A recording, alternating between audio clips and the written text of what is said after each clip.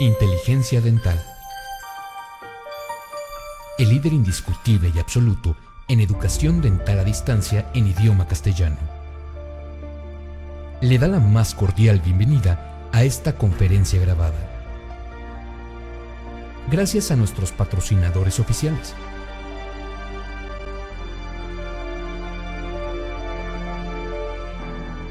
Le ofrecemos siempre un amplio abanico de temas útiles y de actualidad, entregados con alta calidad, por excelentes conferencistas.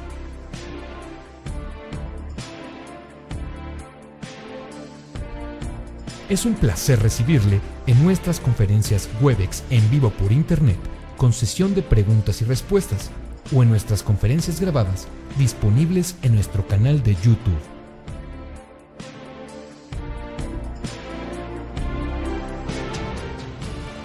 Sus sugerencias y comentarios son bienvenidos en promo@inteligenciadental.com. Por último, le invitamos a visitar nuestro website, en donde encontrará toda la información disponible: www.inteligenciadental.com. Que disfrute esta conferencia.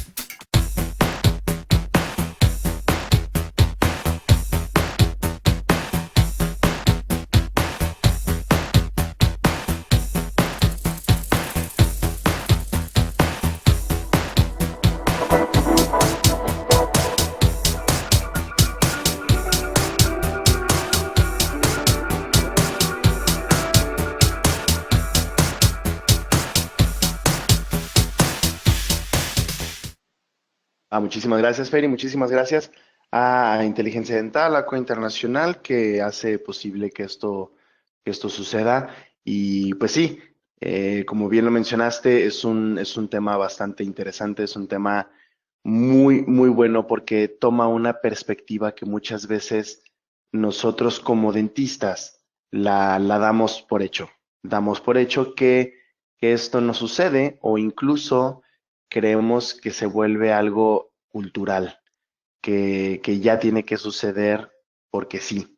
Y es esto, ¿no? Lo que tiene intimidad entre entre el paciente y el dentista, entre el paciente y lo que él espera, y entre el paciente y el tratamiento, que es justamente el dolor. Es por eso que a todos los que están presentes en este webinar, vamos a estar hablando del dolor, pero vamos a estar hablando del dolor desde esta perspectiva del paciente, desde cómo nosotros tener la seguridad y tener la confianza de que nuestro paciente va a poder tener un excelente manejo del dolor, y que nosotros, como prestadores de ese servicio, como profesionales de la salud, vamos también a tener la confianza y vamos a tener la seguridad de que los recursos que están a nuestro alcance para lograr un excelente manejo del dolor van a funcionar. Y también ser predecibles. Creo que es una palabra que nosotros debemos estar incluyendo mucho en nuestro lenguaje odontológico, que es la predictibilidad. Poder ser lo más predecibles posible sobre absolutamente todo lo que hagamos. Y pues bien, vamos comenzando este tema, y quiero comenzar el tema con esta definición, con la definición de ansiedad. Esto es a lo que me refiero cuando hablo de que a los pacientes debemos de prestarles mayor atención. Al paciente tenemos que decirle, tenemos que hablarle, al paciente tenemos que informarlo, pero también hay ciertas maneras de informarlos. Y eso lo vamos a ver en un momento, porque también hay publicaciones que hablan de ello. ¿Qué tanto decirle a un paciente y qué tanta información es buena para justamente superar la ansiedad? La ansiedad es algo que ataca absolutamente todas las personas. Creo que nadie nos libramos de esto, pero específicamente un paciente dental llega a sufrir grados de ansiedad bastante elevados. grados de ansiedad que sí superan incluso el raciocinio del paciente, que lo vuelven inestable, que lo vuelven alguien que deja consultas, que lo vuelven alguien que interrumpe consultas o que simplemente está cuestionando al dentista. Pero el paciente no lo está haciendo por maldad, lo está haciendo gracias a que este estado en el que se encuentra lo acorrala. Si vemos la definición, la ansiedad es un estado de agitación, una inquietud, una angustia. Y ojo, vean esto, angustia que suele acompañar a muchas enfermedades, en particular a ciertas neurosis, pero hay estudios que incluso detectan que los pacientes con periodontitis crónica de grados moderado o avanzado, pues sufren grados de ansiedad porque se sienten enfermos. Y entonces tratan de acudir al consultorio dental, que de por sí ya es un territorio amenazante para el paciente, y entonces aumenta sus niveles de ansiedad. Y esto lo tenemos que manejar perfectamente. Y la ansiedad es algo que está documentado, es algo que lo sabemos desde hace mucho. Esta revisión a mí me parece muy importante, una revisión publicada en el 2015 que hace una historia justamente de la ansiedad. Platica de cómo la ansiedad ha sido manejada por las personas, cómo la ansiedad ha sido manejada por los profesionales y cómo se ha ido cambiando esta perspectiva de la ansiedad. Cosas que sabemos y gracias a este artículo lo reforzamos. La ansiedad pues ha acompañado a la humanidad por siempre. Desde que la humanidad existe, tenemos niveles de ansiedad. Ha sido descrita de varias maneras. La ansiedad ha sido descrita como una enfermedad psicótica, ha sido descrita como una condición de las personas e incluso ha sido descrita como una característica de las personas. Esta persona es un poco ansiosa. Entonces, el mismo término puede jugar en las personas de distinta manera. Esto vuelve importante a que conozcamos mucho al paciente. La ansiedad no va a respetar edad, no va a respetar género, ni va a respetar época. Muy importante conocer eso. Y es muy difícil de manejar cuando no lo conocemos o cuando lo ignoramos. Cuando vemos que un paciente simplemente le decimos, es que estás nervioso. Yo lo cambiaría por, estás ansioso. Estás en un proceso de ansiedad que debemos de manejar. Y desde luego que tenemos herramientas extraordinarias para manejar los procesos de ansiedad en los pacientes y eso es a lo que nos vamos a enfocar hoy. ¿Por qué? Porque quiero que vean también otro estudio en el cual es un estudio súper sencillo, ¿eh? Déjenme les digo, es un estudio muy, muy simple que lo único que hicieron fue una entrevista, entrevistaron a pacientes saliendo de consultorios dentales y la única pregunta que les hicieron es, por favor, dime, ¿qué es lo que tú consideras como ideal o como clave para poder decir que tu doctor es bueno, que tu dentista es bueno? Esa fue la única pregunta. Por favor, dinos qué consideras como punto clave para decir que tu dentista es bueno. Y entonces, bueno, surgieron muchas. Les voy a poner las 6 más importantes. Que van, fíjense muy bien cómo están pues jerarquizadas estas opiniones de los pacientes, porque todos tienen relación con un poquito la ansiedad que sufre el paciente dentro del consultorio. El sexto, que el dentista escuche al paciente, que le deje preguntar, que haya interacción entre el dentista y el paciente, algo vital que debemos de tener dentro del consultorio. La quinta, simplemente decir, pues es que el doctor me hizo una revisión muy, muy completa. Hizo una revisión en donde encontró cosas que yo no sabía que tenía.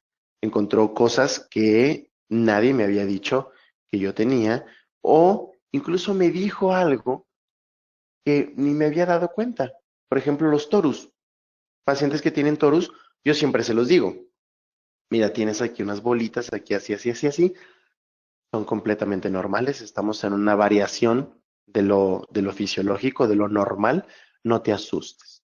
Porque después el paciente se las descubre él solo y actualmente cualquier bola creemos que ya es una neoplasia, que ya es cáncer, que ya es algo. Y eso también maneja la ansiedad de los pacientes. Que seamos rápidos a hacer los tratamientos, que duren menos tiempo dentro del consultorio. También manejar ansiedad. No quieren estar mucho tiempo dentro del consultorio. Ser amable. Perdón. Ser amable, pero creo que, bueno, lo de ser amable, hagamos lo que hagamos, pues tenemos que ser amables, ¿no? Y cuidadosos. Que no los lastimen. El paciente ya involucra aquí un tercero, involucra la cuestión dolorosa. Y desde luego, el primero, el que la mayoría de los pacientes decía, necesito una inyección sin dolor. No quiero que me duela el piquete. No quiero que el doctor, perdón, cuando me esté anestesiando, no quiero que me duela. No quiero que esa aguja pues me vaya a dañar y todo esto pues es cuestión dolorosa. Este es el tercero en discordia que entra en el consultorio.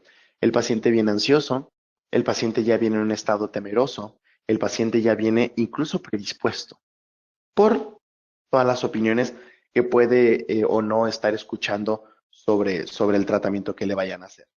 Y aparte, pues no quiere que le duela. Entonces imagínense el escenario en donde nosotros nos encontramos dentro del consultorio como profesionales y esto lo debemos de manejar con los pacientes. Pero para esto, pues nosotros tenemos toda la información que le podemos dar a los pacientes, ¿no? Tratamos siempre de mantenerlos al tanto, de decirles, mira, no sucede nada, hay cuestiones dolorosas, hay cuestiones que no son tan dolorosas, etcétera. ¿Nos creerá el paciente? Eso no lo sabemos.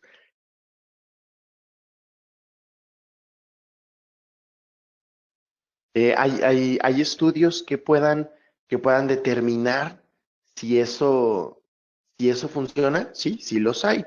Justamente este estudio se lo hicieron a pacientes en donde les mostraban videos de extracciones de tercer molar. Videos de extracciones de tercer molar en donde pues el paciente estaba completamente informado de cómo era la cirugía. Y ellos sacaron una conclusión muy interesante. Ellos decían, sí, efectivamente, el mostrarle videos de los procedimientos quirúrgicos, de mostrarle imágenes o videos de lo que vamos a hacer, tranquiliza un poco al paciente, sí maneja un poco la ansiedad. Sin embargo, algo muy importante que este artículo nos dice es que siempre debe estar acompañado de la información del profesional. No solamente mostrar un video y decir, ah, mira, es que esto es lo que se hace y listo. No, debemos nosotros de dar la información porque hay que personalizarla. Sabemos que no todos los casos son iguales y entonces el paciente cree que lo que vio en el video es exactamente lo que se le va a hacer, cuando muchas veces no es lo que se hace. Entonces, el manejo de la ansiedad tiene mucho que ver desde el inicio de la consulta, desde el inicio, porque no lo vamos a hacer cuando ya estamos a la mitad del tratamiento. Lo tenemos que hacer desde antes de la consulta. Entonces, podemos estar mostrando la información, podemos estarle diciendo qué es lo que nosotros utilizamos, podemos tener entornos bastante tranquilos en el consultorio, pero tenemos una de las mejores herramientas que pues dejamos un poco desapercibidas y esa es la anestesia. La anestesia para nosotros es algo muy importante para hacer el manejo de la ansiedad. Pudiera parecer algo loco, pudiera parecer algo extraño, pero créanme que que la anestesia como herramienta para manejar la ansiedad de los pacientes es extraordinario. ¿Por qué? Porque lo que hacemos es darle tranquilidad al paciente. De la siguiente manera, nosotros tratamos de hacer un bloqueo en lo que es el impulso nervioso, ¿no? Sabemos que estos estímulos vienen, viajan a través de las neuronas, perdón, viajan a través de las neuronas y lo que hacen es comenzar a pasar un estímulo. Un estímulo que va a llegar al sistema nervioso central. Y sistema nervioso central va a dar ciertas reacciones. Una de las más peligrosas que nosotros tenemos en el consultorio es esta. Es el arco reflejo. Y el arco reflejo, al ser una reacción no razonada, porque no llega a encéfalo, se queda en médula espinal. Al ser no razonada, lo que hace es decirle al cuerpo, por favor, huye. Huye y quita la cabeza, mueve, agarra al doctor, perdón, haz ese tipo de reacciones que no son razonadas por el paciente. No es que el paciente quiera quitar la cabeza, arriesgarse a que se pueda dañar, a que se pueda lastimar. No, es el mismo sistema nervioso lo que se lo dice.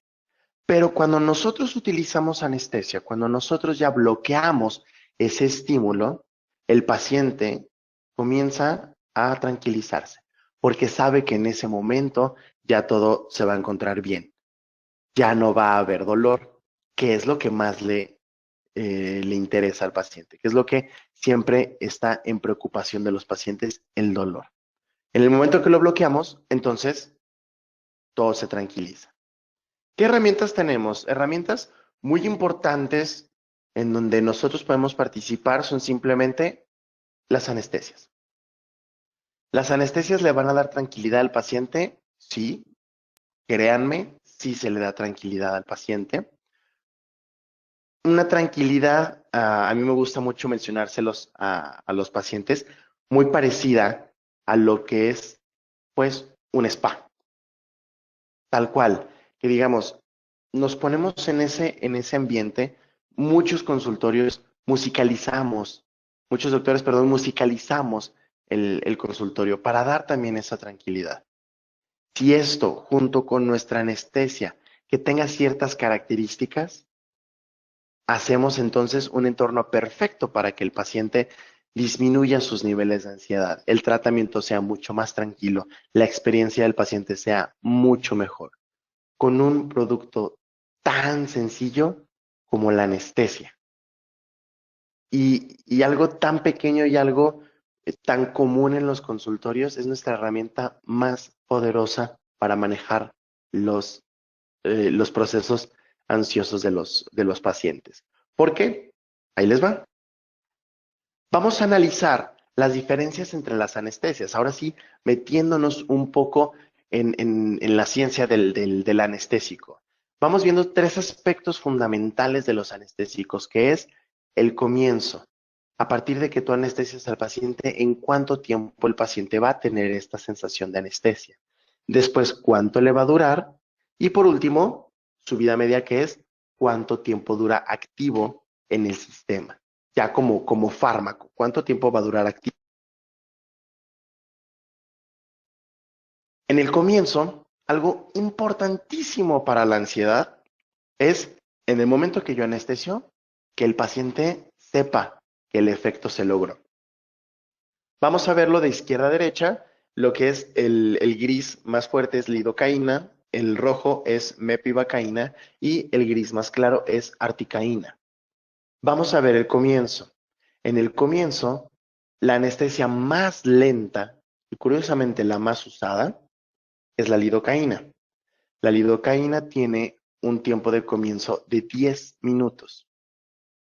Estamos hablando de pues bastante tiempo. Estamos hablando de 10 minutos en donde prácticamente pues pueden tomarse un café con el paciente mientras él comienza a sentirse anestesiado y estar platicando y todo. Pero lo que sucede realmente cuando estamos utilizando anestésicos que tienen un tiempo de comienzo tan elevado es que le preguntamos al paciente, ¿ya sientes anestesiado? ¿Ya sientes el labio pues como si fuera de plástico? ¿Ya sientes el sitio donde puse pues como extraño, como hormigueo?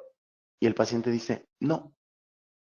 Automáticamente el paciente comienza a sugestionarse y a decir, si el doctor me está preguntando si ya siento algo, es porque debería yo sentir algo.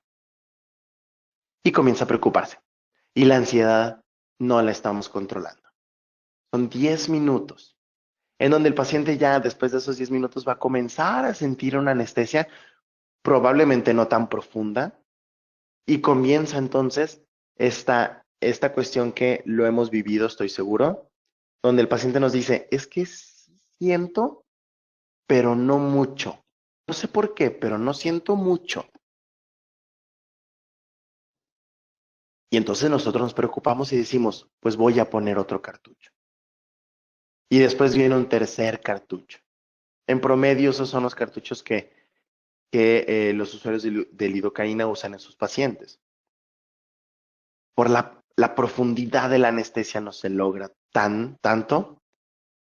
Y entonces el paciente termina diciendo, pues recibí 3 o recibí 4 piquetes y la verdad no era lo que esperaba, etcétera, y comienzan estos problemas. Vámonos a mepivacaína. Mepivacaína, una anestesia que definitivamente también tiene muy buena penetración entre los dentistas, muy usada entre los dentistas, particularmente aquí en México. Bueno, es una anestesia muy popular. Scandonest es una anestesia que incluso ya se solicita por su nombre, no tanto por la sal, ¿no? No van a los distribuidores a decirles, dame mepivacaína, prácticamente van y les dicen, dame Scandonest. Y es muy usada y es bastante favorable porque estamos viendo que un comienzo aquí es de 5 minutos, la mitad del tiempo de lidocaína, con una capacidad de anestesia muy similar a la de lidocaína, pero un poco más profunda. Pero 5 minutos, son buenos. Pero si nos vamos a la excelencia en la anestesia, nos tenemos que ir y tenemos que hablar de articaína.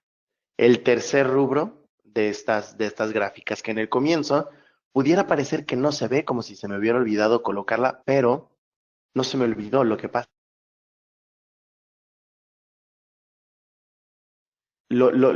que sucede ahí es que la articaína tiene un tiempo de comienzo de 1 minuto. Es muy poco el tiempo que da para que el paciente ya comience a sentirse anestesiado, para que el paciente diga, sí, ya empecé a sentir. Y eso es fantástico en el consultorio para manejar la ansiedad. Tu paciente está ansioso, lo que tienes que hacer es anestesiar con articaína, porque el paciente automáticamente dice, ya, me siento anestesiado. El paciente dice, fantástico, ya vamos a comenzar a trabajar y lo que él me mencionó va a suceder, de que no voy a tener nada de dolor durante el tratamiento, de que sí se va a sentir, porque se siente la presión, se siente cuando nosotros cortamos, quitamos, ponemos, jalamos, hacemos, todo eso el paciente lo siente, pero nada le duele. Y el paciente te cree. Y entonces creas un enlace con el paciente muy bueno, solamente con la anestesia. Lo creas porque el paciente acaba de ver que cuando tú anestesias, en 1 minuto, la reacción ya está, con excelente profundidad, una muy buena profundidad. Y vámonos al segundo, que es la anestesia pulpar. ¿Cuánto tiempo dura? Fíjense, la articaína nos va a dar 120 minutos bastante buenos para poder lograr cualquier tratamiento, para cualquier procedimientos medianamente complejos donde necesitemos un muy buen tiempo de anestesia. Y esto también al paciente le va a manejar su ansiedad, porque muchas veces eh, yo, bueno, ya se describió mi currículum, soy periodoncista y bueno, dentro de la cirugía periodontal a mí me encanta que muchas veces termino una colocación de implantes y el paciente sigue anestesiado.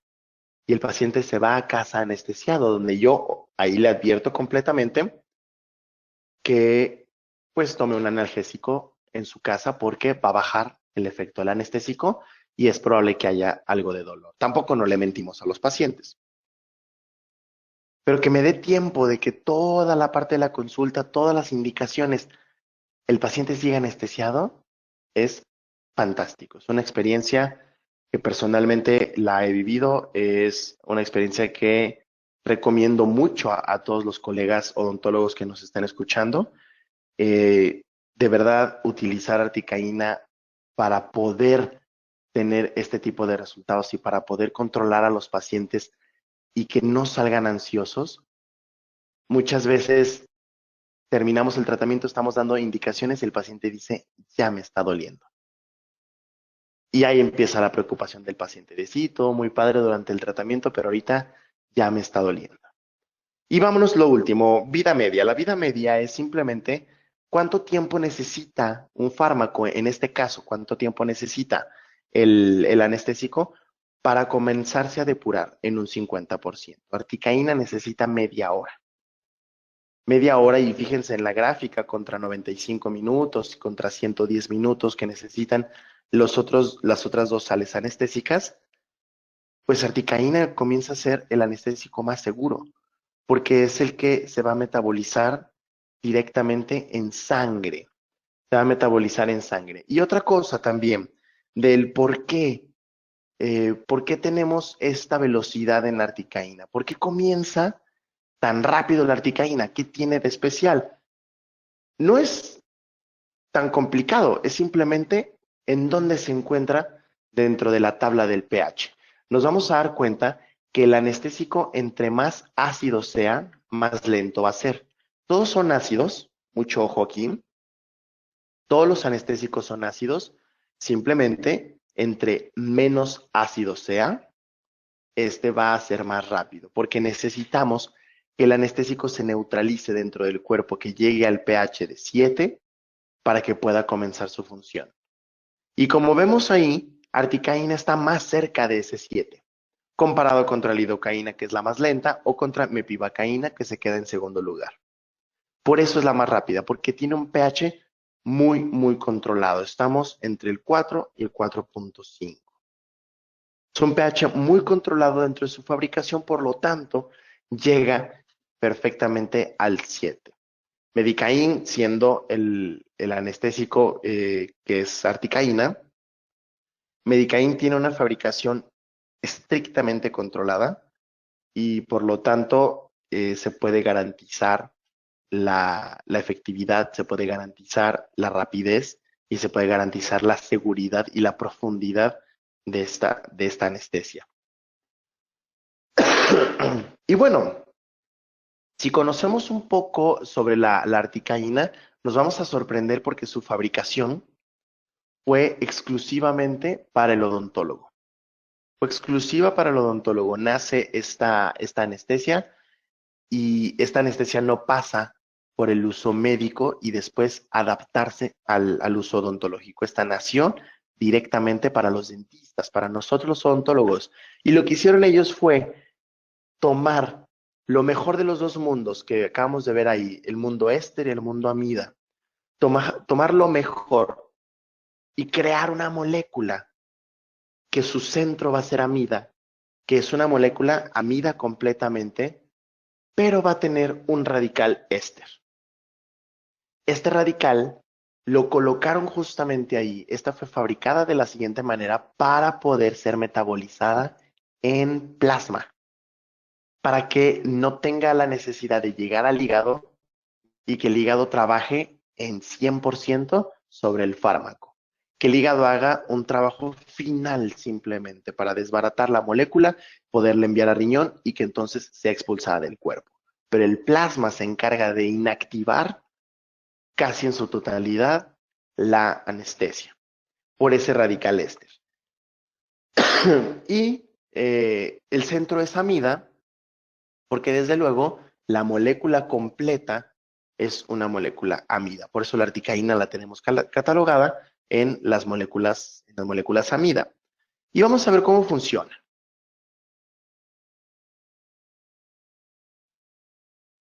En el momento que nosotros vamos a anestesiar al paciente, la parte rosa que ustedes ven en la zona inferior izquierda es el tejido, ¿no? Es el tejido donde nosotros infiltramos.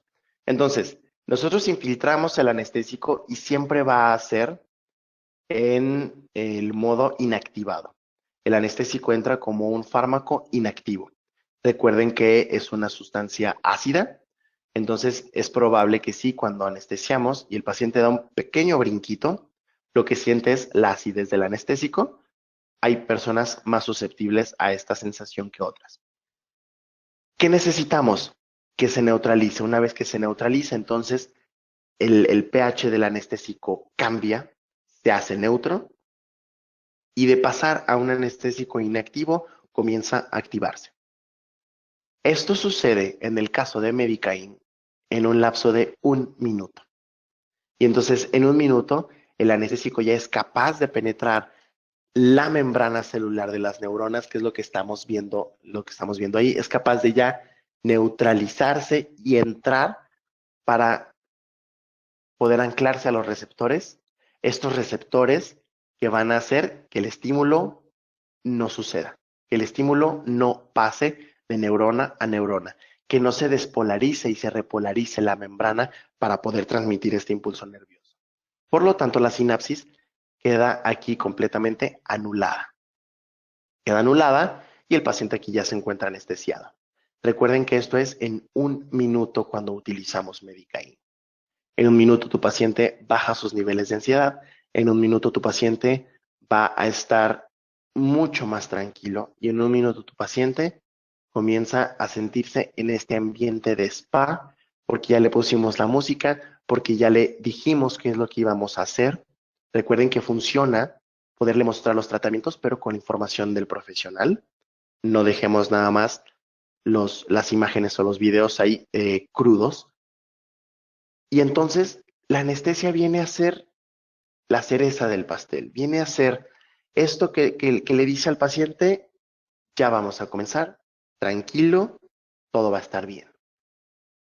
Y el paciente lo acepta increíblemente. Una vez que ya comienza todo el proceso de la anestesia, desde luego el anestésico tiene que irse del sitio y se va por medio de difusión sanguínea. Por eso sabemos que tiene cierta duración. La sangre es quien se va a llevar.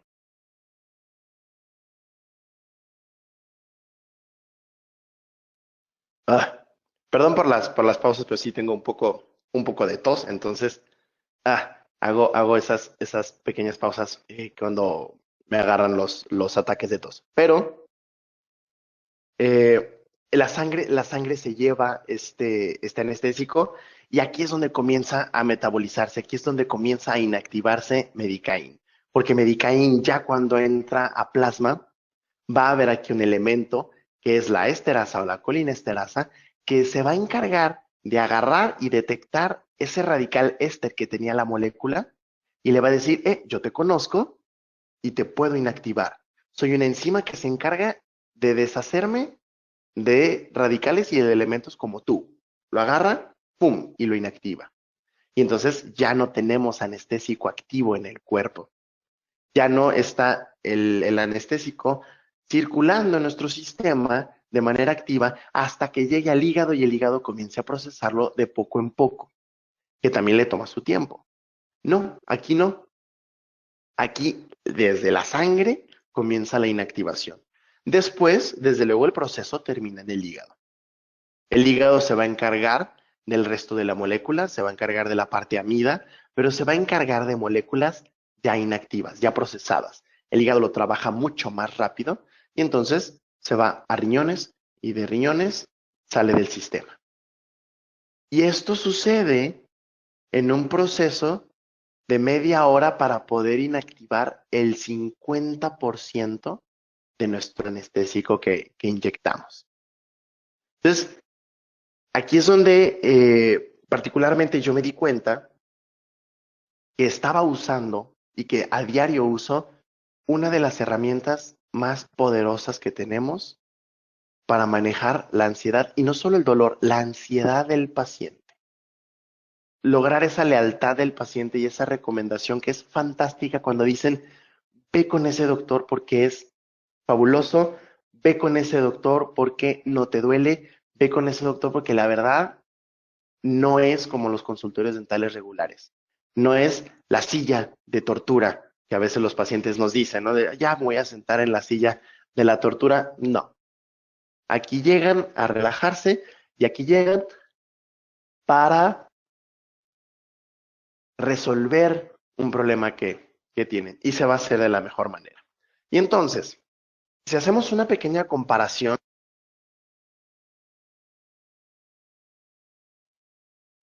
desde luego lo tenemos que comparar con lidocaína.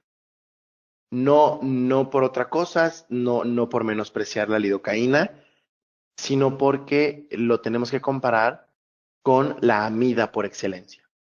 Una molécula amida 100%. Y si comparamos el tipo de metabolismo que tienen estas dos moléculas, nos vamos a dar cuenta que la lidocaína, al ser una amida por excelencia, va a ser procesada 100% en el hígado. Va a tener un procesamiento que el hígado se va a encargar completamente de eso. Lo cual, yo les dije, toma tiempo. Toma tiempo. Aproximadamente 95 minutos para procesar apenas el 50% de lo que está activo. Y van a pasar otros 95 para poder procesar otro 50% de lo que está activo. Y así sucesivamente. Sin embargo, en la articaína, la sangre se lleva mucho del trabajo. Y claro que mientras está en contacto con sangre, pues va a ser procesado.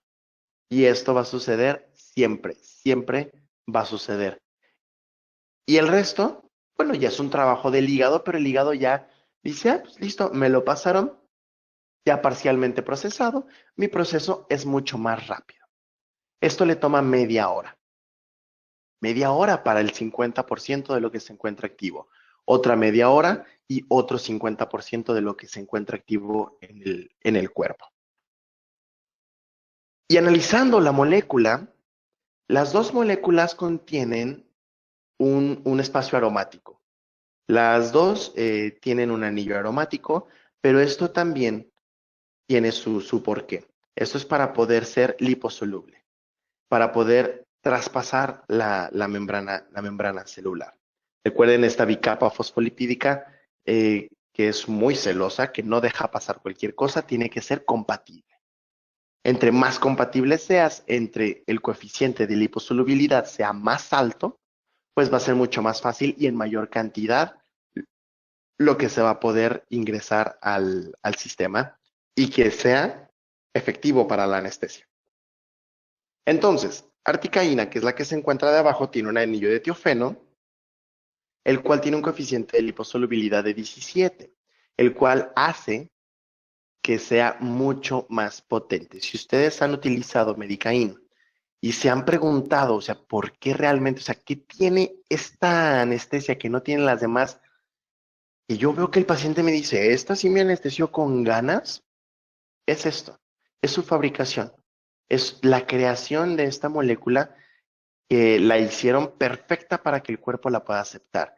Lo suficientemente liposoluble para que tenga una profundidad adecuada, lo suficientemente efectiva en el pH, su pH controlado para que sea rápida, para que sea la más rápida. Y esta estructura amino-éster para que sea la anestesia más segura, porque se va a comenzar a procesar en sangre. Y entonces, conociendo Medicaín, seguramente ustedes han conocido esta anestesia, por lo menos su nombre en el mercado mexicano es Medicaín. Sí sé que tiene otros nombres en otros mercados, por decir algunos, Septanest, Septocaín, han tenido otros nombres, pero es exactamente la misma fabricación.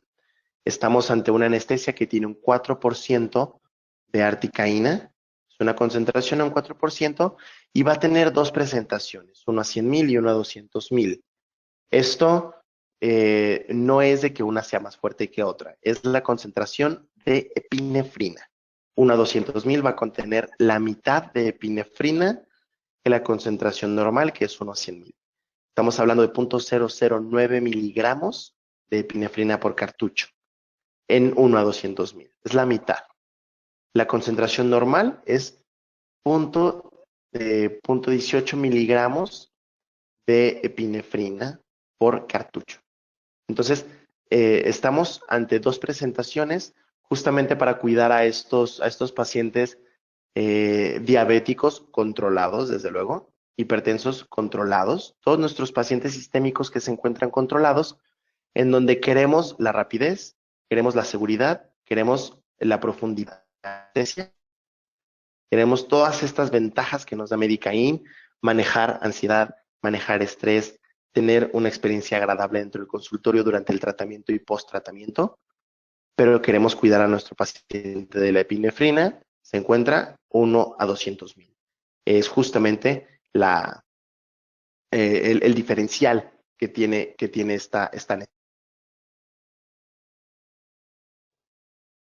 Sabemos, bueno, el comienzo, estamos hablando de 1 minuto. ¿Cuántos miligramos de articaína tiene por cartucho? 72 miligramos y una dosis máxima para los adultos de 7 miligramos sobre kilogramo. ¿Es efectiva? ¿Es buena? Sí, y la ciencia lo dice. Estudios desde que se introdujo en el año 2000 la articaína en el continente americano, se comenzó desde luego a estudiar, ¿no? Stanley Malamed, uno de los autores pues, más importantes que tenemos en el mundo de la anestesia, pues se dedicó mucho a estudiar este anestésico. Y entonces, uno de estos estudios muy buenos, que es el que les estoy mostrando, justamente uno que hizo una comparativa con la lidocaína, mepivacaína y prilocaína, pero no para saber si es mejor, simplemente para saber si es igual de segura y efectiva que esas anestesias. Él quería saber si la articaína podía compararse en seguridad y efectividad ante estas tres que en el ámbito odontológico ya se sabía que cubrían con estos requisitos. Y entonces, en 882 personas a las cuales involucró en este estudio, pues vio que era bastante efectivo. Y él mismo da esta conclusión. Él dice, para la articaína al 4% con epinefrina 1 a 100,000, que es su concentración, recuerden, la habitual, el tiempo de inicio de la anestesia y la duración de la misma fueron apropiadas para su uso clínico. Y esto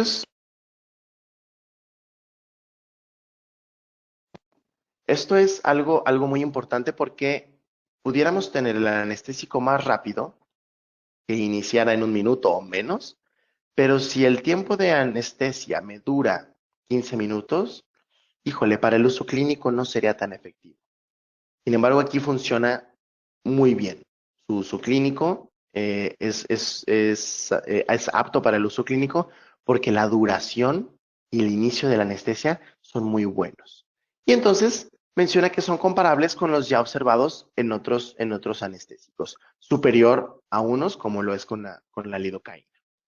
Y la articaína pues se puede utilizar tanto en adultos como en niños. ¿Qué tan niños? Pues a partir de los 4 años de edad, ¿no? Es otro estudio comparativo con lidocaína que se hizo y se llega a esa conclusión. Vamos a terminar viendo esto para poder también darles oportunidad de las preguntas que puedan ustedes tener, viendo estos aspectos sobre Medicaín. ¿Qué pasa con su vasoconstrictor? ¿Qué pasa en el embarazo y la lactancia? El metabolismo, ya lo vimos, nada más recordar lo de la vida media. La epinefrina sabemos que es algo que nosotros utilizamos muchísimo en los anestésicos y le tenemos cierto respeto. Le tenemos cierto respeto porque sabemos incluso que el paciente la puede producir, es la adrenalina. Entonces, tener una alergia a la epinefrina es muy difícil, es muy complicado.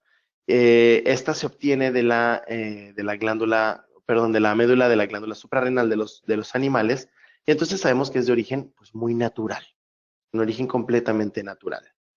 Si nosotros queremos saber si le podemos causar problemas al paciente, tenemos que saber no solamente que vamos a usar epinefrina, sino cómo reacciona este paciente a la epinefrina. ¿Por qué?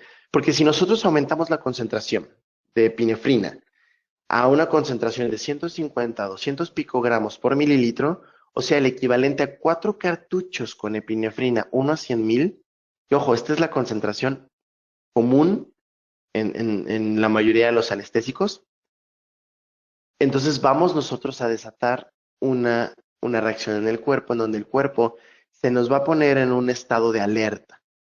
Es igual a que así asustamos al paciente. Y entonces el paciente se siente agitado, se siente un poco extraño, se siente incómodo, porque entra en una dualidad. Sistema nervioso le dice, tranquilízate, no pasa nada, estás en un consultorio dental, pero orgánicamente el cuerpo dice, entra en estado de alerta por alguna razón. Y es cuando nuestro paciente comienza con ansiedad, comienza con este nerviosismo, comienza a decir, no me siento tan bien, me siento incómodo, y a veces nosotros nos preguntamos, ¿y cómo pudo suceder esto? Cuando nos sucede con un solo cartucho y decimos, no, espera, es que no, necesito 4 para yo poder desatar algo similar, que recuerden, esto no se va a expresar igual en todos los pacientes, va a haber pacientes más susceptibles que otros, pero recuerden que el paciente coopera con un poquito de su adrenalina en el momento que está ansioso en el sillón y lo vamos a anestesiar.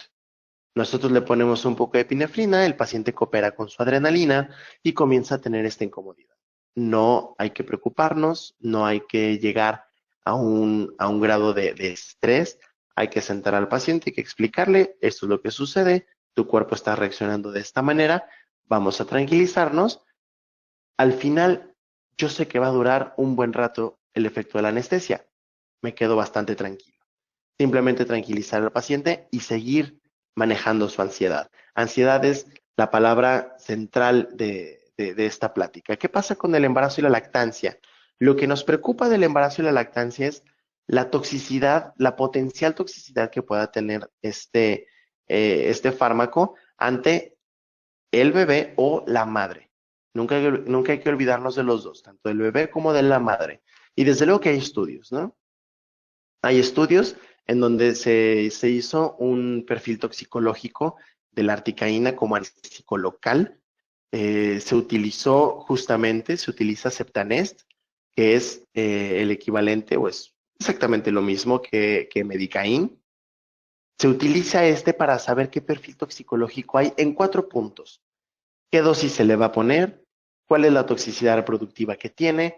¿Cuál es el potencial mutagénico que tiene este anestésico y cuál es la tolerancia local de la madre? En todos estos aspectos se vio que no hay daño toxicológico, que no hay cambios patomorfológicos, incluso en dosis altísimas, porque lo que usaron fue dosis 10 veces superior a la recomendada en humanos. Es muchísimo. Es nosotros ponerle 70 cartuchos de anestesia a un paciente donde su dosis máxima son 7. Entonces, es bastante alta esta dosis. E incluso en estas dosis, pues se vio que no hay cambios, que no hay daño, no hay toxicidad, no existe esta parte. Y desde luego también nos comenzamos a preocupar por la madre, si es bien tolerada por la madre. Y hay una muy buena tolerancia en la madre. ¿Por qué?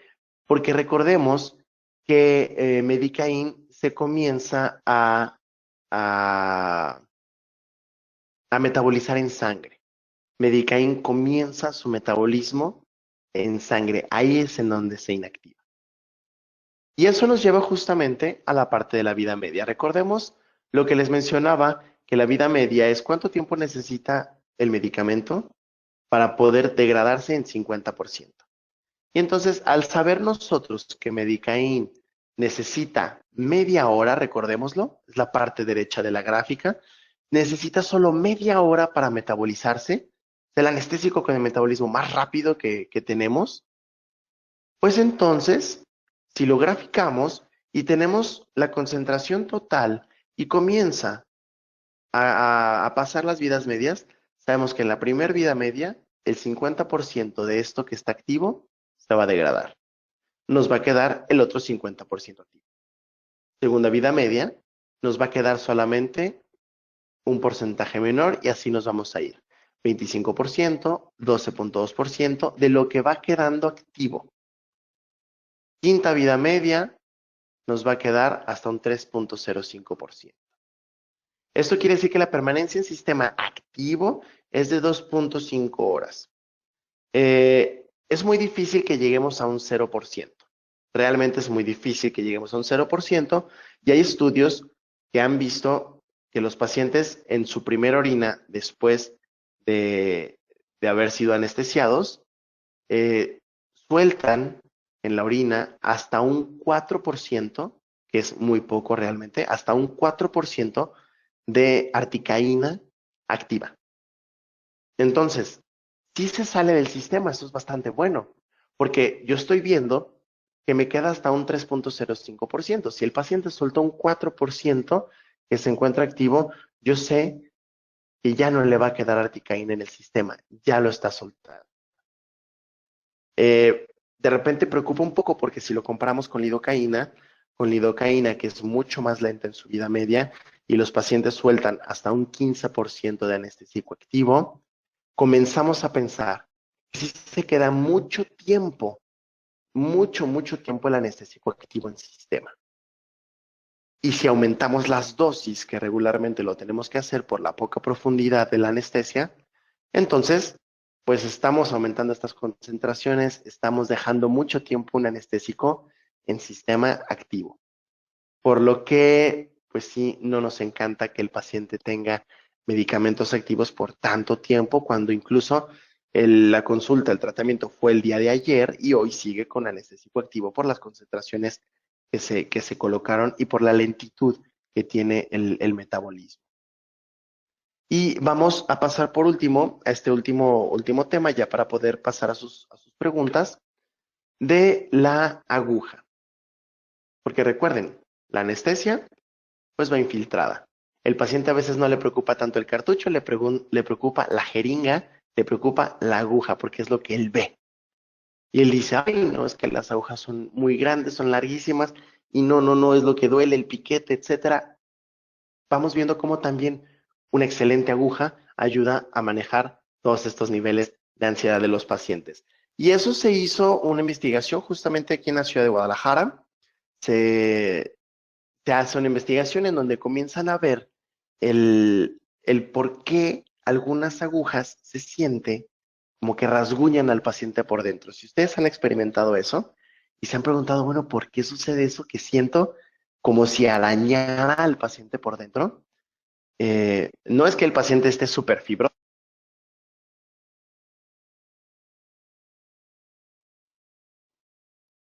Ah, perdón. No es que el paciente esté muy fibroso, es que realmente las agujas tienen algunas rebabas del metal. La fabricación, pues, deja de ser excelente para quedarse en buena y tener unas rebabas del metal dentro de su fabricación. Y eso es lo que sentimos nosotros. Imagínense, nosotros lo sentimos a través de la jeringa, del guante, de todo. Pues el paciente, claro que lo siente. Y el paciente sí dice, ay, la jeringa y la aguja pasaron por todo esto y sentí perfectamente todo el trayecto. Cuando se analizó Septoject, el doctor Espinosa, que es el autor de este estudio, analiza Septoject, él ve que no hay rebabas de metal, no hay rastros de residuos metálicos. Y adicionalmente, pues la aguja tiene ciertas características que hacen que el manejo del dolor sea mucho mejor. ¿Qué beneficios me da una aguja de alta calidad? ¿Qué beneficios? Bueno, estos, es una penetración mucho más suave. Tener 3 biseles, ustedes los están viendo en la imagen de arriba, en la de la derecha se aprecia mucho mejor los 3 biseles que tiene para no pinchar, sino desplazar los tejidos, hacer un ligero corte. Esta aguja hace un ligero corte, eh, no un pinchazo, no está perforando el tejido. Entonces tenemos menor lesión tisular, tenemos esta sensación del pinchazo que es mínima. Y desde luego, al tener estos 3 biseles, cuando nosotros necesitamos manipular dentro, cuando necesitamos mover, por ejemplo, en la técnica mandibular, y necesitamos movernos un poco, bueno, esto facilita la manipulación de la aguja, porque a los lados puede moverse perfectamente gracias a sus 3 biseles. Y esto, bueno, también tenemos que agregar que hay ciertas características que tenemos, como es un baño de silicón. que también en los cartuchos Medicaín tiene un baño de silicón para que sea una infiltración muy suave. Que sea una infiltración muy suave y que sea una infiltración de alta calidad. Recuerden que tenemos que poner un cartucho de anestesia en 1 minuto. Que no sea rápida la infiltración del anestésico. Tiene su triple bisel, un acero de alta resistencia y tiene un roscado muy estable. El roscado ya está prefabricado para que lo podamos colocar en nuestra jeringa y entonces la aguja quede completamente estable, que no se nos salga la aguja a la hora de nosotros destapar la jeringa. Y eso nos lleva a la jeringa. Una jeringa que particularmente a mí me agradó mucho por lo ligera que es. Esta jeringa, es un diseño pues bastante agradable a la vista. Y es importante esto, que no sea imponente. Una jeringa imponente, pues el paciente dice, ay caray, son fisgones los pacientes son fisgones. Y van a voltear a ver la jeringa, aunque ellos no quieran. Si nosotros usamos jeringas que no son tan imponentes, le estamos demostrando al paciente de, soy suave, soy ligero, no te preocupes, todo va a estar bien. Ese mensaje realmente es el que manda una jeringa de este tipo, que no sea imponente. Puede parecer extraño, pero créanme, es muy cierto. El instrumental manda mensajes al paciente. Le dice al paciente, tranquilo, este doctor trabaja con ligereza. Y eso es lo que nosotros queremos impartir a los pacientes. Esta jeringa viene con dos modos, viene con arpón y sin arpón, seguramente con arpón, que es la más popular, donde nosotros hacemos la aspiración manual. Pero sin arpón, quiero que vean la imagen de la izquierda. Es muy notorio cuando tiene o no arpón. Y vamos a ver la imagen de la derecha. En la imagen de la derecha, la jeringa de la izquierda es la que no tiene arpón. Y es autoaspirante. Vamos a ver más grande esta imagen. Es autoaspirante. Vean el pivote que se encuentra del lado de donde iría la cabeza del cartucho. ¿Para qué queremos ese pivote?